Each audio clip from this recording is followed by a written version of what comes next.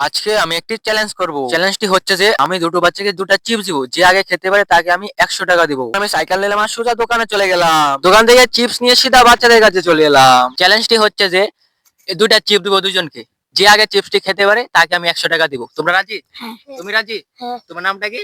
তানিয়া আর তোমার নাম? তন্ময়শ্রী সরকার। তোমরা রাজি তো? হ্যাঁ। প্রথম বাচ্চাটাকে খেতে দিলাম, দেখবো ওর শেষ করতে কত সময় লাগে।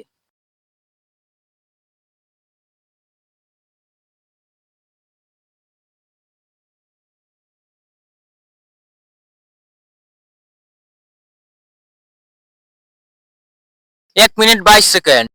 এখন আমি দ্বিতীয় বাচ্চাটাকে খেতে দিলাম, দেখবো ওর শেষ করতে কত সময় লাগে।